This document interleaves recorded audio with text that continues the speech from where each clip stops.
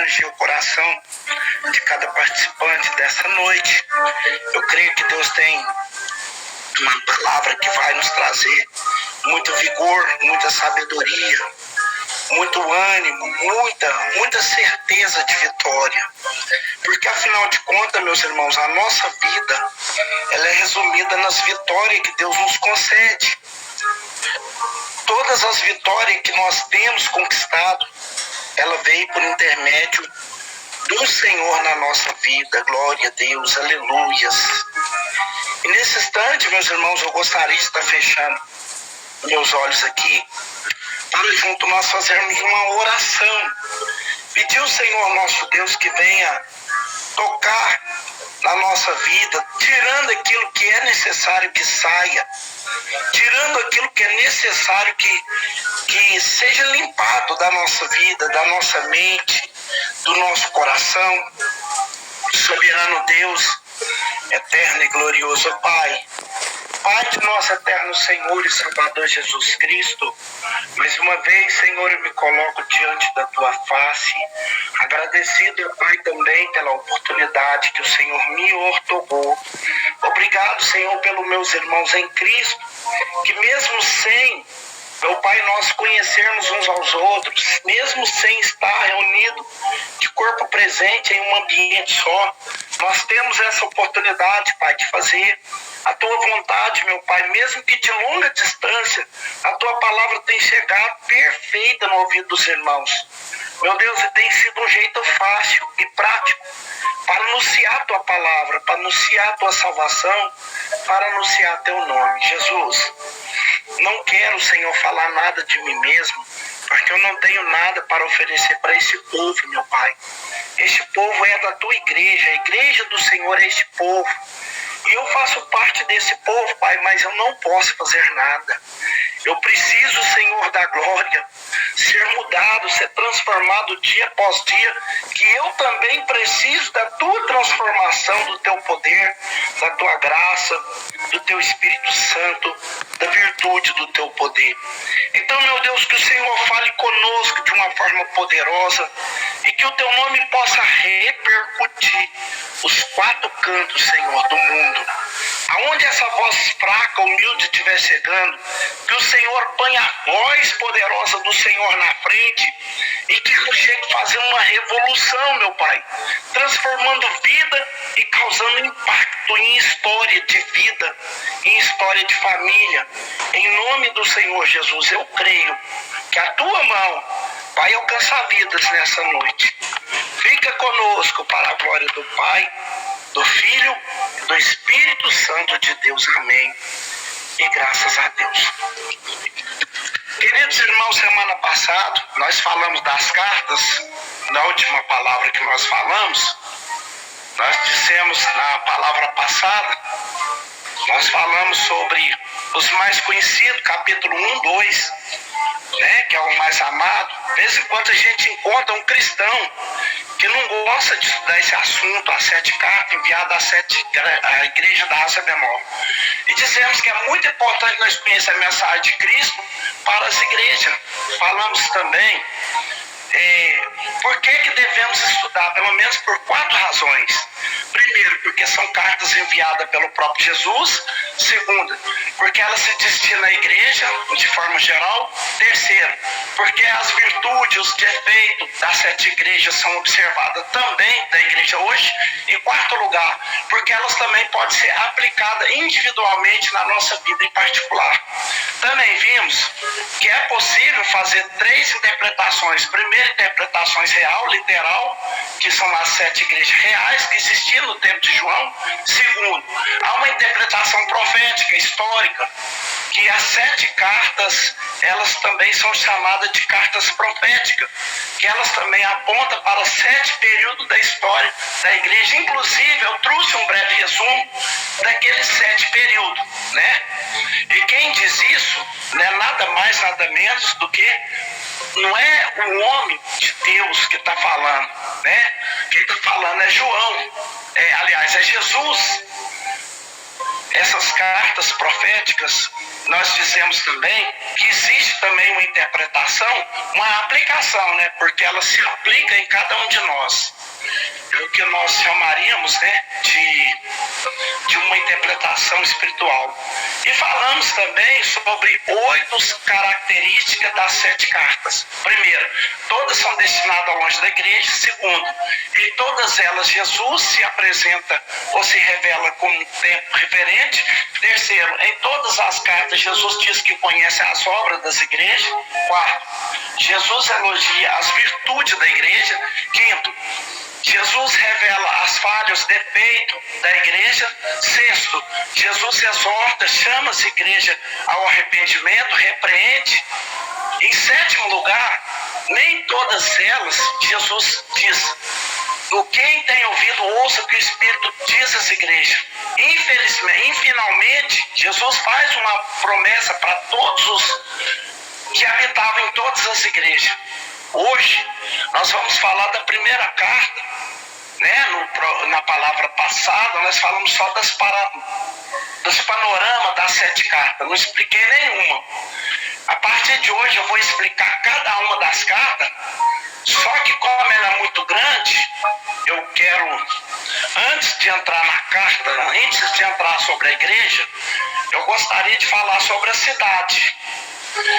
Antes de estudarmos essa carta, que é a de Éfeso, eu quero estudar sobre a cidade, falar sobre a cidade. Aí você pergunta, por que cidade? O que a cidade tem a ver com a carta? É simples, né? Para nós saber o contexto, né, que a igreja estava inserida, quais é o seu desafio. Eu posso dizer aqui, quanto mais nós conhecemos a cidade, mais fácil ficará para nós compreendermos a mensagem da carta, o porquê daquelas palavras, o porquê daquele tempo. Então nós vamos iniciar estudando sobre a igreja de Éfeso, mas vamos falar um pouco sobre a cidade de Éfeso. Muito bem. Então, antes de entrarmos na carta, a primeira carta que foi enviada à igreja de Éfeso, que no sentido profético aponta para a igreja chamada de igreja apostólica, nós vamos trazer algumas informações sobre a cidade de Éfeso. Inclusive, eu mostrei no mapa, eu fiz um mapa aqui e fiz as 7 igrejas que fica na região da Turquia, lá na Ásia Menor. Então eu quero falar um pouco sobre a cidade de Éfeso. Primeiro, a primeira característica que existe 5 características nesse sinal. A primeira característica é o nome Éfeso significa desejável, ou seja, na realidade, essa cidade era uma cidade que as pessoas desejavam voltar. Ela era muito próspera na época apostólica. E no primeiro ano da era cristã, no primeiro século, era a capital da província romana da Ásia. Então, primeiro, era desejável. Segundo, no primeiro século da era cristã, era a capital da província romana da Ásia. O que era província? Era uma região dominada por Roma. Terceiro, era a maior, mais rica e mais importante cidade da Ásia Menor. Então, observe aí que nós temos 5 das características dessa cidade. Era a cidade desejável, as pessoas desejavam morar lá. Segundo, era a capital da província romana. Terceiro, era a maior. Quarto, era mais rico. Quinto, era a mais importante cidade da Ásia Menor. Então, nos tempos apostólicos, a cidade possuía uma população de 500 mil habitantes. Havia lá um teatro para aproximadamente 24 mil pessoas sentadas. Algo grandioso demais, né? Há 2 milênios, essa cidade tinha um teatro para 24 mil pessoas sentadas. Além disso, Éfeso ficava numa posição privilegiada. Possuía rotas comerciais, tanto no mar Egeu quanto no mar Mediterrâneo. Eu não sei se é possível nós falar sobre algumas coisas do mapa. Eu não sei se vai dar prazo sobre esses mapas, mas eu gostaria de falar sobre aonde fica a região da Turquia e aonde está a cidade de Éfeso, dentro de Turquia, né? A cidade de Éfeso estava perto de Patmos. E veja que coisa interessante, era uma cidade portuária que havia rotas comerciais, tanto para o mar Egeu, como também para o mar Mediterrâneo, né, que ficava 2 braços. Então era uma cidade por demais privilegiada, por conta dessas rotas comerciais. Nós precisamos entender que naquela época era muito comum as viagens marítimas, tanto para comércio como também para negócio, né? Era muito comum as viagens marítimas daquela época.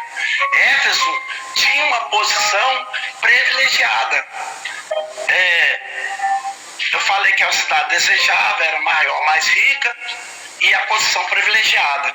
Mas observe, deixa eu dar uma informação importante aqui. Éfeso, apesar de tanto privilégio dessa cidade, mas no sentido espiritual, havia muitos problemas em Éfeso. Era o centro do culto de Diana, onde o templo era a 7ª maravilha do mundo antigo, né? Essas ruínas desse templo chamado Diana ainda podemos ver hoje, né? E está no livro de Atos. Era uma cidade mística, cheia de superstição, e era o centro do culto ao imperador. Então eu posso dizer que nem tudo era flores lá na cidade de Éfeso. Se por um lado era uma cidade desejável, era uma cidade próspera, uma posição geográfica privilegiada, por outro lado, era uma cidade idólatra. Além da deusa chamada Diana, outras deusas eram adoradas em Éfeso. A Epistemé, a rainha da ciência, e Sofia, a deusa da sabedoria. Além disso, nós vemos aí que havia em Éfeso, como nós vamos abordar isso em outros estudos, em outras cidades, havia um culto ao imperador. Os imperadores romanos, muitos deles se sentiam como se fossem deuses. Eles mandavam, exigiam adoração às estátuas na cidade. Como os cristãos não participavam daquelas festas indólatras, como os cristãos não adoravam os imperadores, apesar de respeitá-lo como autoridades, porque não significa dizer que os cristãos também não obedeciam às autoridades. Eles obedeciam sim, mas não consideravam eles como Deus. Por isso a igreja era perseguida em muitas cidades, principalmente lá na cidade de Éfeso. Vamos prosseguir. Além dessa idolatria, dessa superstição, desse misticismo, nós vamos perceber que em Éfeso operava não somente o misticismo, mas a idolatria, mas também o pecado e a imoralidade. Além da perseguição implacável àqueles que buscavam ser fiel a Deus. Então eu posso dizer sem medo de errar que se um cidadão em Éfeso, ser um cidadão em Éfeso era um privilégio. Ser um cidadão comum, no caso, em Éfeso. A cidade já tinha por nome de desejado. Era uma cidade rica, era uma cidade próspera. Mas ser um cristão em Éfeso, sem dúvida, era um grande desafio. É claro que ser cristão, servir a Deus, a Cristo, em qualquer época, em qualquer lugar, é sempre um desafio. Mas em uma cidade idólatra como Éfeso, onde havia templos de vários deuses, onde havia culto ao imperador, onde havia uma deusa chamada Diana dos Efésios, o desafio era muito maior. Por falar em desafio, eu posso dizer isso, que em nosso país, por exemplo, eu posso falar disso, que o Brasil recebeu várias influências religiosas desde o seu descobrimento, né? Então Então, por exemplo, quando os portugueses chegaram aqui no Brasil, já havia os índios que já tinham seus cultos.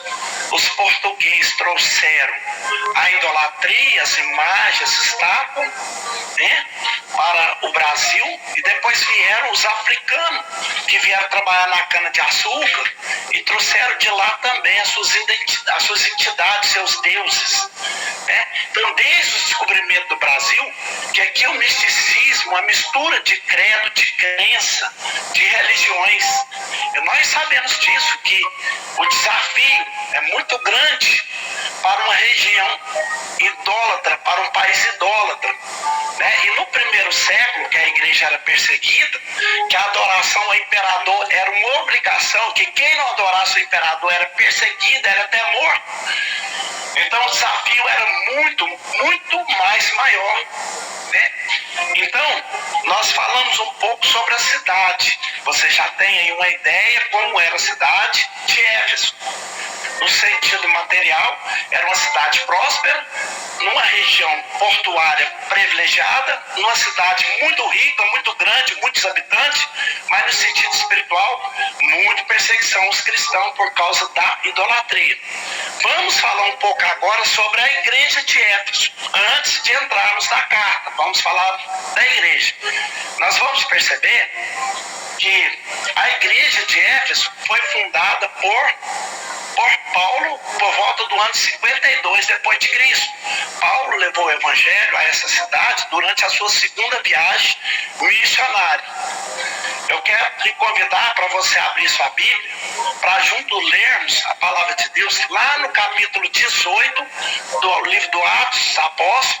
Você que é um amante da Bíblia, você sabe disso. Paulo realizou 4 viagens, sendo 3 delas viagem missionária, e a 4ª viagem foi a viagem que ele foi preso a Roma. Então, nessas 3 viagens, Paulo ele fundou muitas igrejas. Desde o chamado de Paulo, em Atos capítulo 9, versículo 15, que Jesus havia dito para Ananias que vaso escolhido seria Paulo para levar o nome dele para os reis, para os gentios, para os filhos de Israel. E Jesus falou, ele vai padecer pelo meu nome. Então, Saulo, que era um judeu, fariseu dos fariseus, a partir do momento que teve o encontro com Cristo, ele entregou-se completamente a Cristo e foi fundador de muitas igrejas. Eu costumo dizer, pelo menos é a minha opinião, que depois de Jesus Cristo, Paulo foi o maior homem que esse mundo conheceu. Ninguém trouxe mais benefício ao mundo e principalmente à igreja do que o apóstolo Paulo, depois de Jesus, né, no caso. Então nós vamos perceber lá em Atos, capítulo de número 18 e versículo de número 19, nós vamos ver o que a palavra de Deus nos disse. E chegou a Éfeso e deixou os avisos, mas ele entrando na sinagoga disputava com os judeus. Isso era uma estratégia de Paulo. Paulo, quando estava realizando suas viagens missionárias, quando ele chegava numa cidade, para onde ele ia? Para a sinagoga, pregar o evangelho, falar de Cristo. Então Paulo, quando chegou em Éfeso, para onde ele foi? Foi para uma sinagoga. E também lá no capítulo de número 20, versículo de número 31, diz que Paulo ensinou nessa igreja durante 3 anos. Que privilégio, né? Ter um homem como Paulo fundando a igreja, e Paulo passar 3 anos lá nessa igreja. Nós vamos ver isso lá no capítulo de número 20, versículo de número 31. É Paulo falando para os anciãos da igreja de Éfeso. Ele diz assim: portanto, vigiai, lembrando-nos de que durante 3 anos não se sentia noite de demonstrar com lágrima a cada um de vós. Então a igreja de Éfeso teve o privilégio de ser fundada pelo apóstolo Paulo, mas também de tê-lo por 3 anos, que não era comum, né, pelo fato de Paulo ter um ministério itinerante. E o que é um ministério itinerante? Deixa eu explicar para que ninguém pense que são como os pregadores itinerantes hoje, que às vezes estão pregando mais pensando em cachê, pensando mais em aplausos do que nas almas. Quando eu disse que Paulo ele era um itinerante, é porque Paulo saía viajando de cidade em cidade, fazendo o quê? Pregando o evangelho, levantando a igreja. Paulo esteve lá, ele fundou essa igreja, teve 3 anos, e além disso, Paulo teve em Éfeso na sua terceira viagem missionária, onde ocorreu o milagre nessa cidade. Mas antes de eu ler o texto falando sobre essa terceira viagem, eu gostaria de mostrar para vocês que na segunda viagem de Paulo, a segunda viagem dele, nós vamos perceber a rota dessa segunda viagem missionária de Paulo. Paulo sai da Antioquia, ele passa em Derbe, Listra, Icônio, ele vai para Troade, Filipe, passa na Bereia, Corinto, Atena, depois ele vem para Éfeso. Aí quando ele chega em Éfeso, nessa rota aqui, Paulo chega em Éfeso, que é exatamente onde ele vai fundar essa igreja.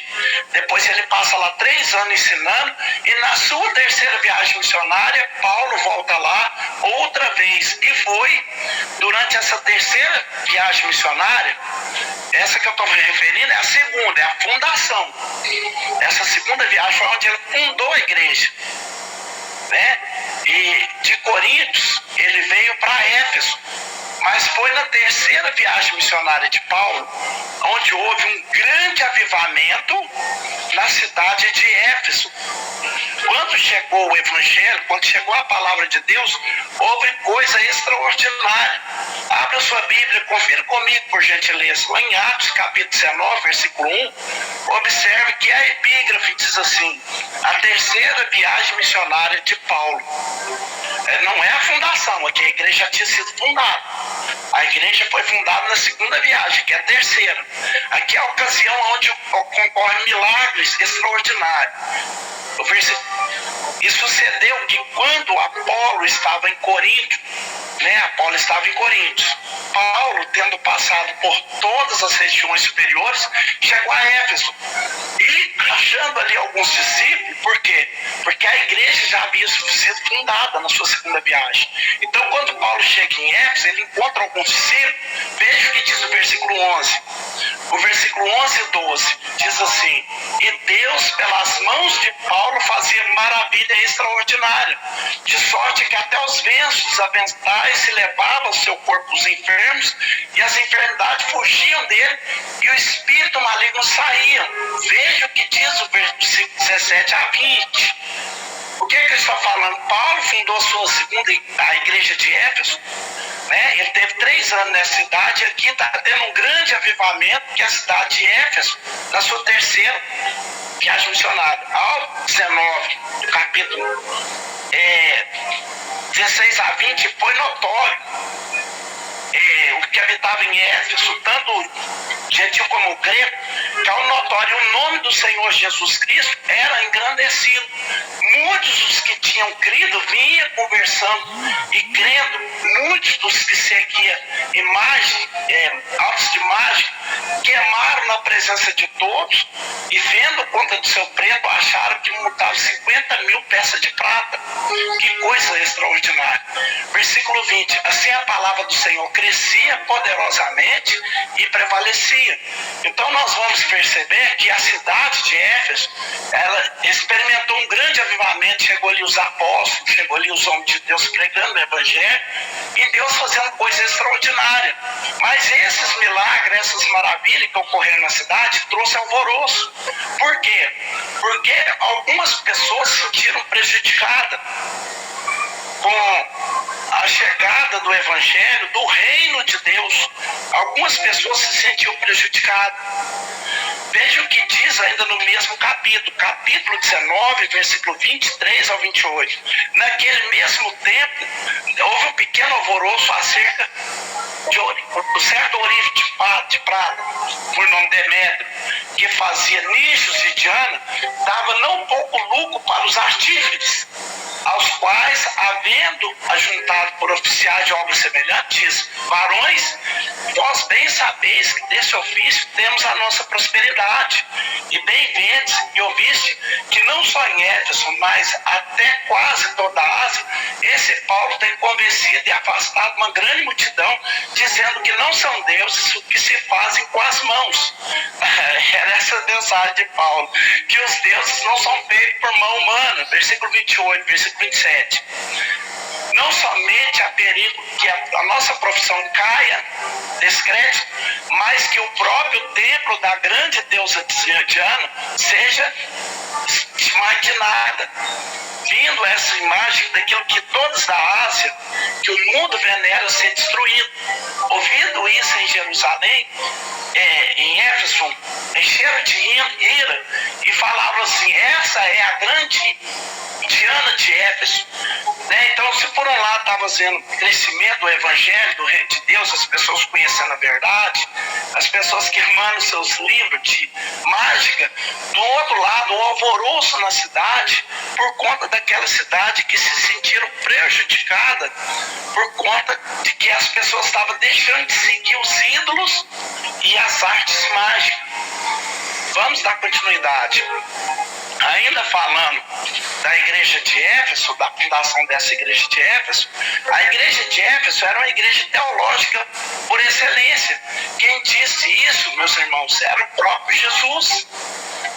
E por que ela era uma igreja teológica? Porque ela foi fundada por Paulo, ela foi pastoreada por João e ela foi assistida por dois grandes obreiros, que é Timóteo e Tito. Então, além de ter sido fundada pelo apóstolo Paulo, que é um grande privilégio, ter o apóstolo Paulo durante 3 anos, imagina o privilégio de ter Paulo ali 3 anos pregando, ensinando. A igreja teve grandes líderes. A tradição diz, nós não temos como provar isso biblicamente, diz que o próprio João, o escritor do Apocalipse, foi um dos líderes dessa igreja. E Timóteo e Tito também foram obreiros. Sobre Timóteo e Tíquico, falei Tito, Tíquico. Na carta aos Efésios, vamos ler lá no capítulo 6, versículo 21 e 22, diz assim: Tíquico foi portador dessa epístola.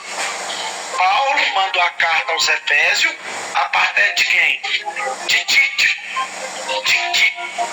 A epístola dos Efésios, para que vós sabeis sobre os meus negócios e o que eu faço. Tíquico, o irmão amado e discípulo do Senhor, vos informará de tudo, ao qual vos enviei para o mesmo fim, para que saibais do nosso estado e ele vos console o vosso coração. Então Paulo mandou Tíquico a Éfeso a trazer, para levar as notícias de Paulo, para confortar, para consolar os corações dos crentes lá em Éfeso. 1 de Timóteo capítulo 1, versículo 3, falando sobre acerca de Timóteo, qual foi a missão de Timóteo lá na igreja de Éfeso.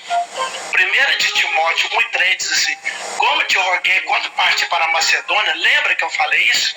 Que o ministério de Paulo era itinerante? Não é que ele vivesse pregando, ele estava fundando igreja, pregando o evangelho. Ele não estava em busca de dinheiro, de cachê, não. Ele estava pregando o verdadeiro evangelho. Mas o que ele fazia? A estratégia dele era fundar a igreja, deixava um obreiro responsável e partia para outra região para fundar outras igrejas.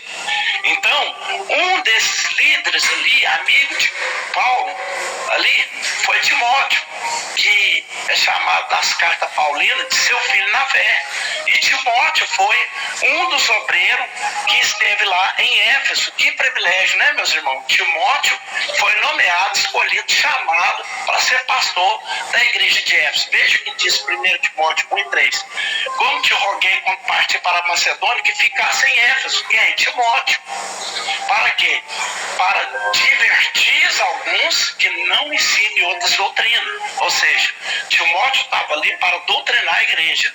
Segunda carta de Paulo a Timóteo, capítulo 4, versículo número 12, diz assim: também enviei Tíquico a Éfeso. Então veja a confirmação que nós queremos reforçar aqui sobre o apóstolo João havia sido líder, pastor de Éfeso. Não temos base bíblica para falar, é a tradição que diz, mas sobre Paulo, sobre Timóteo e sobre Tíquico nós podemos confirmar por existência dos textos que lemos. Efésios capítulo 6, versículo 21 e 22, 1 de Timóteo capítulo 3, 1 e 3 e 2 Timóteo capítulo 4, versículo 12. Então nós vemos que a igreja de Éfeso foi muito privilegiada. É por essa razão que os 7 castiçal de ouro, que Éfeso era a igreja teológica por excelência. Além disso, a igreja de Éfeso teve o privilégio de receber 2 cartas. Uma carta escrita por Paulo, que todos nós conhecemos, a carta aos Efésios. Os crentes receberam essa carta por volta do ano 64 depois de Cristo. Então, mais ou menos 30 anos após a ascensão de Cristo, Paulo escreveu essa carta aos Efésios, que é uma carta belíssima, riquíssima e traz muitos ensinamentos para nós. E a outra carta, que foi enviada pelo próprio Jesus, escrita pelo apóstolo João, por volta do ano 96. Então, agora sim, nós vamos ver ou saber o que Jesus diz àquela igreja. Nós falamos, só recapitulando, nós falamos um pouco sobre a cidade de Éfeso, nós falamos sobre a igreja de Éfeso e agora nós vamos falar um pouco sobre a carta. Não temos pressa, a nossa preocupação, o nosso maior interesse é que você seja edificado para você crescer espiritualmente. Então nós não temos pressa de explicar. Vou explicar a carta 1, 2 e 3. Eu vou fazer 3 volumes porque não dá para explicar tudo, tanto que é grande. O importante é que você possa compreender o que Jesus quis dizer nessa carta. Nós vamos para o primeiro versículo do capítulo 2, primeira carta à igreja de Éfeso. Jesus diz assim: escreve ao anjo da igreja que está em Éfeso. Isso diz aquele que tem na sua destra as 7 estrelas, que anda no meio dos 7 castiçal de ouro. Então, a primeira informação importante é que a carta destina-se ao anjo da igreja. Eu já disse para vocês que o anjo, nesse texto, não se refere a um ser angelical, mas é um pastor, um líder, um obreiro. Quem está de frente do trabalho? Nós não sabemos se é quem que é o líder que estava na frente do trabalho. Não temos como nós mostrar quem era esse.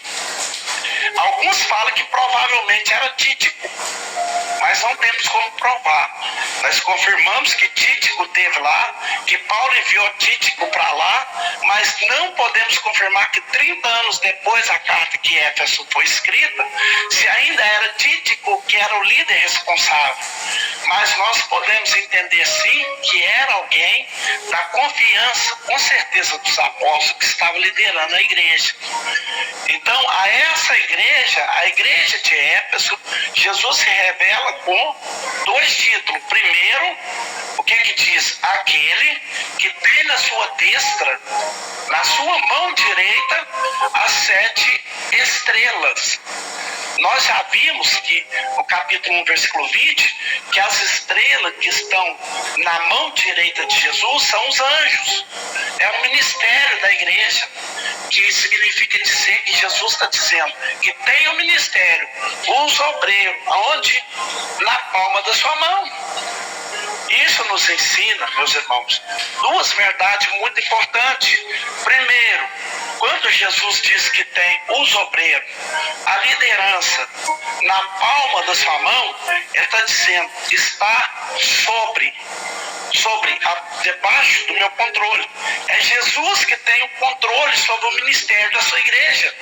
Mas não só isso, ele diz, eu tenho o poder de guardar. o ministério, os obreiros, aqueles que foram chamados para trabalhar na obra, na seara do Mestre, estão na palma das suas mãos, da sua mão.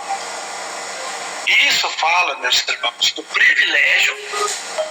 Isso fala também de responsabilidade, né? Com muito temor e tremor, eu quero esclarecer isso. Qual é o privilégio? Está guardado. Qual é o privilégio? Está seguro. Onde os obreiros estão? Na palma da mão de Jesus. Apocalipse capítulo 1, versículo 20 diz isso, que as 7 estrelas são os anjos, né? Ou seja, consequentemente os líderes. É um privilégio estar na palma da mão de Jesus, meus irmãos. Mas qual é a responsabilidade? Estão debaixo do seu controle, né? É Jesus quem controla, é Jesus quem governa, é Jesus quem domina. É Ele quem dá as ordens, as normas, as regras. Então está na palma da mão de Jesus e na sua mão direita eu digo que é privilégio e responsabilidade. Mas Jesus também se revela como aquele que anda no meio dos 7 castiçais de ouro. E os 7 castiçais você já sabe, capítulo 1, versículo 20, representa as igrejas. O que significa dizer que Jesus está aonde? No meio da sua igreja. É interessante, meus irmãos, isso aqui, porque tanto as estrelas quanto os castiçais foram escolhidos ou chamados ou têm a função, a responsabilidade de brilhar em meio às trevas. Se for possível, meus irmãos, você traga no seu pensamento o Cristo ressurreto. Então, lá estava João na ilha de Pátimo, né? Está no capítulo 1. Meramente estava ele na ilha de Pátimo e ele viu um castiçal, espécie de um candeeiro. Né? Ele teve a visão do castiçal, isso foi uma visão. E é um modelo de castiçal, de 7 braços. A menorá, ela tem 7 hastes. E qual é a função? Qual é a função, a responsabilidade tanto das estrelas quanto do castiçal? É brilhar no meio das trevas, né? Porque o castiçal era para dar luz, né? E quando Jesus revela a igreja de Éfeso, ele fala que ele é aquele que tem as 7 estrelas nas suas mãos e ele anda no meio dos 7 castiçal. Então há uma mensagem de Cristo para nós. Eu disse aqui na última palavra que essas cartas não se destinam apenas às 7 igrejas. Há uma aplicação que serve também para nós. O que é que nós podemos dizer? Que tanto as estrelas quanto os castiçais foram escolhidos para dar luz, para brilhar, como é a vida do crente. Nós somos a luz do mundo. E o que é de se esperar da luz? É que ela possa brilhar, que ela possa resplandecer no meio das trevas. Em outras palavras, Jesus estava dizendo à igreja de Éfeso, a cada um de nós também estamos recebendo aquelas palavras. Que o desejo de Cristo é que nós possamos ser luz, nós possamos brilhar em meio às trevas. Voltando à cidade de Éfeso, voltando a recapitular a palavra designada da cidade de Éfeso, que era uma cidade idólatra, onde havia muitos templos aos deuses, às deusas Diana e outras deusas que eram adoradas. O fato de ser uma cidade portuária facilitava para a promiscuidade, para a proliferação do pecado, mas estava em Éfeso uma igreja. quando Jesus revela-se, aquele que anda no meio dos castiçais, um daqueles castiçais representava exatamente a igreja de Éfeso. E o que Jesus estava dizendo quando diz que anda no meio de 7 castiçais? Que os 7 castiçais foram feitos para dar luz, foram feitos para brilhar. Fazendo a comparação, é como se a igreja tivesse a incumbência, ou por que não dizer, cada crente individualmente fosse chamados para ser luz, para brilhar. Deus deseja isso de cada um de nós, meus irmãos.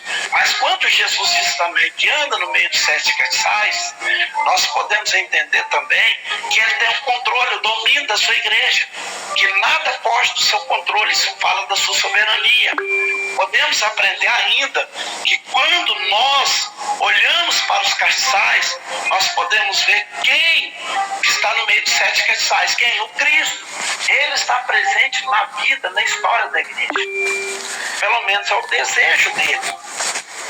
Que ao olhar para a igreja, e a igreja aí, eu posso referir cada crente a cada momento, eu posso falar da igreja em forma de cada um de vocês, os salvos, estão reunidos, porque é o que Cristo espera, é que olhando para os castiçais, olhando para as igrejas, nós possamos ver Cristo, não só porque Ele rege, não só porque Ele governa, não só porque Ele domina, não, mas porque Ele está presente na igreja. Se houver apenas os castiçais sem a presença de Cristo, esse castiçal não tem valor. Se Cristo não está presente na sua igreja, eu posso dizer que a sua igreja, independente da denominação, ela não tem valor, porque o que dá valor ao castiçal, à igreja, exatamente, é a presença de Cristo. E esse é o desejo de Cristo, ele está presente na igreja. Então, por essa razão, que ao revelar-se a igreja de Éfeso, hoje só deu para explicar um versículo, nas próximas manifestações, eu vou explicar com esse título, né? Porque isso diz aquele que tem na sua mão, na palma da sua mão, as 7 estrelas, o ministério e aquele que anda no meio dos 7 castiçais. Quando Jesus está presente, meus irmãos, andando no meio dos 7 castiçais, é sinal que o milagre, os prodígios, as maravilhas, salvação, arrependimento, confissão de pecado acontece, porque esse é o desejo de Cristo. Então, hoje, meus irmãos, eu vou já finalizar essa palavra, porque a explicação dessa igreja de Éfeso ela é muito grande.